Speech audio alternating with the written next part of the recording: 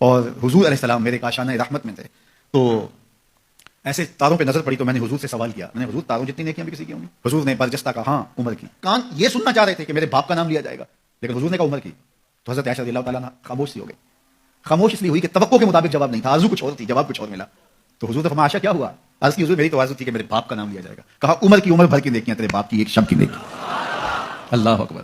اس لیے حضرت عمر رضی اللہ تعالیٰ عنہ کہا کرتے تھے کاش میں ابو بکر کے سینے کا بالی ہوتا, کاش میں ابو بکر کے سینے کا بالی ہوتا. یہ حضرت عمر کہہ رہے ہیں, وہ عمر جس کے بارے میں میرے حضور نے فرمایا کہ شیطان عمر کے سائے سے بھاگتا ہے, وہ عمر جس کے بارے میں ارشاد فرمایا کہ لو کان بعدی نبی لکان عمر, میرے بعد اگر کسی کے سر پہ نبوت کا تاج سجتا تو وہ عمر کے سر پہ سجتا.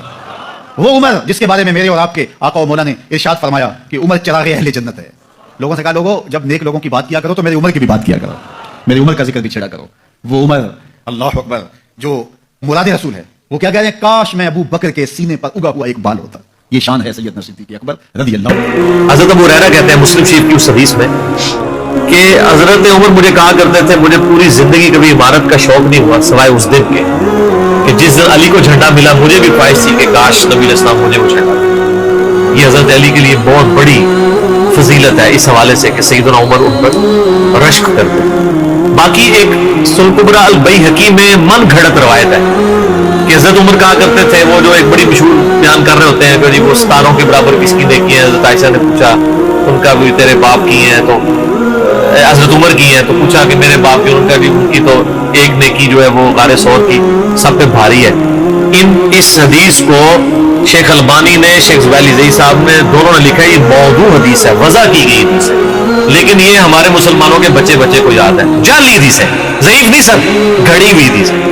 اور جو مسلم شریف کی حدیث تھی وہ ہم نے آگے ایکسپلور کیا کہ حضرت عمر کہتے تھے مجھے علی پر رشک کہ مجھے وہ جھنڈا نہیں ملا اور علی کو. دوسری طرف سیدنا علی بھی سیدنا عمر سے بڑی محبت کرتے. ہاں بخاری اور مسلم دونوں میں حدیث ہے, مشکات میں بھی آپ کو مل جائے گی تیسری جلد میں, حضرت ابو بکر عمر کے فضائل کی جگہ. عبداللہ ابن عباس کہتے ہیں کہ سیدنا عمر کی میت رکھی ہوئی تھی اور لوگ ان کی میت پہ رو رہے تھے اور اپنے اپنے انداز میں ان کے اوپر سلام پیش کر رہے تھے کہ آپ کی وجہ سے اللہ نے اسلام کو اتنا عروج دیا, رومن اور پرشین امپائر گر گئی, یرموک اور قادسیہ میں اللہ نے مسلمانوں کو فتوحات دی. اور کہتے ہیں اتنے میں ایک شخص میرے پیچھے آگے کھڑا ہوا, کیونکہ میں بھی میت کے سامنے بیٹھا ہوا تھا. اس نے میرے کندھے کے اوپر آگے یوں پونی رکھ لی اور اس نے سیدنا عمر کی میت کو مخاطب کر کے کہا کہ اللہ تجھ پہ رحم کرے اے عمر ابن خطاب. میں نے اللہ کے محبوب صلی اللہ علیہ وآلہ وسلم سے بارہا سنا تھا کہ میں ابو بکر اور عمر فلاں جگہ گئے, میں ابو بکر اور عمر داخل ہوئے, میں ابو بکر اور عمر نکلے. مجھے امید تھی کہ تم اپنے ان دو ساتھیوں کے ساتھ جا کے ملو گے. کون سے دو ساتھی؟ سیدنا ابو بکر اور سیدنا محمد رسول اللہ صلی اللہ علیہ وآلہ وسلم. اور اللہ کی قسم اس روئے عرض پہ تم وہ شخص تھے کہ مجھے خواہش ہے کہ میں تمہارے اعمال کے ساتھ اللہ کے حضور پیش ہوں.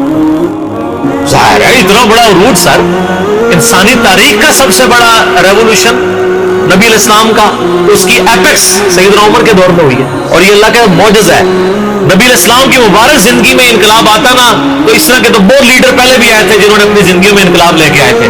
یہ معجزہ یہ تھا کہ وہ شخص دنیا سے چلا گیا, ہزاروں اس کے ماننے والے مرتد ہو گئے عرب قبائل, اور چند مخلص ساتھی ساتھ ہیں, اس کے باوجود اللہ نے رومن اور پرشین امپائر الٹوا دیے. کتنا بڑا معجزہ ہے.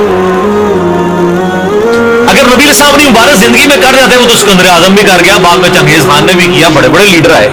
یہ ڈفرنس, ایک یہ ڈفرنس, اور دوسرا ڈفرنس یہ کہ نبی علیہ السلام نے اپنی وفات کے بعد 10 سال بعد, 20 سال بعد, 30 سال بعد, 50 سال بعد, ایون 500,000 سال بعد ہونے والے واقعات کو بھی بیان فرما دیا کہ یہ ہوگا.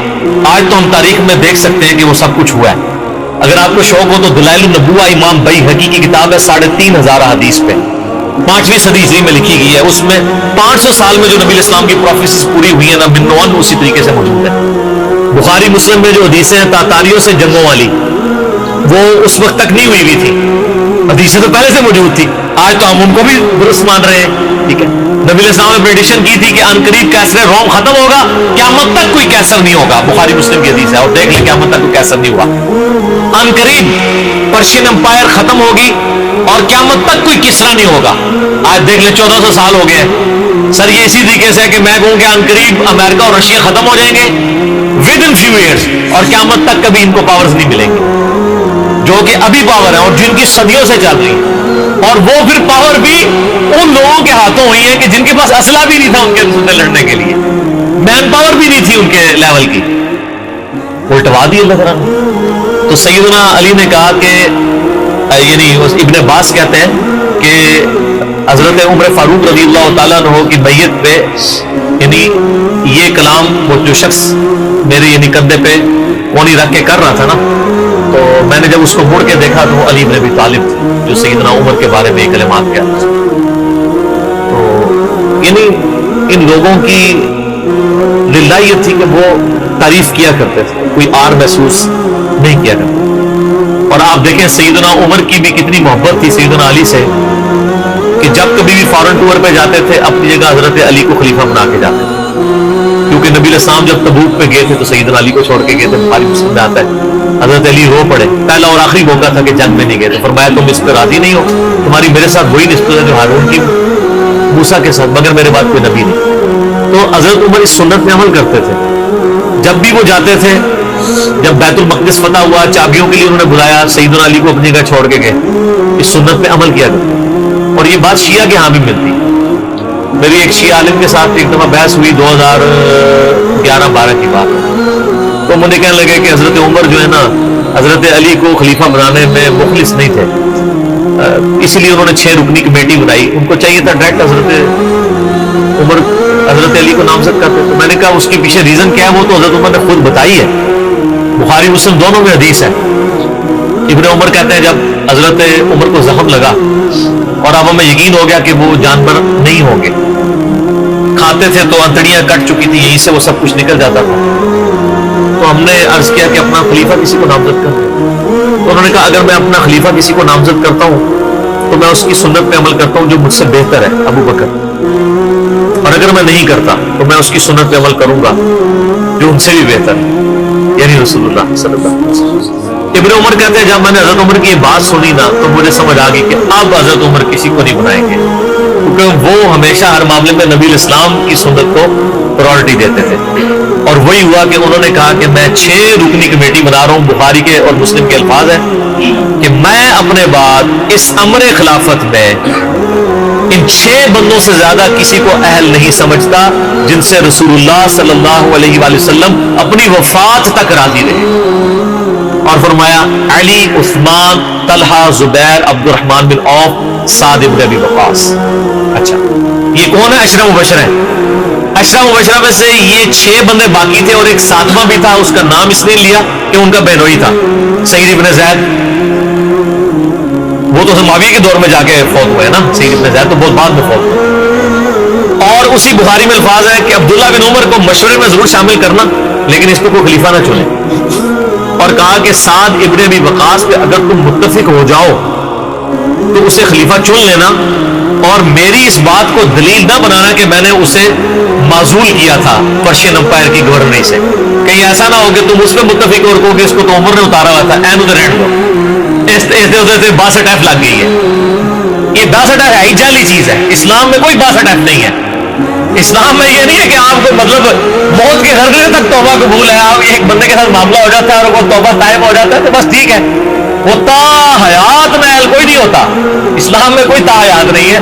अल्लाह ताला के साथ गुस्ताखी करने वाले के लिए भी जामे तिरमिज़ी में हदीस है कि मौत के घररे तक जो है वो तौबा का दरवाजा खुला हुआ है, मौत के घररे से पहले।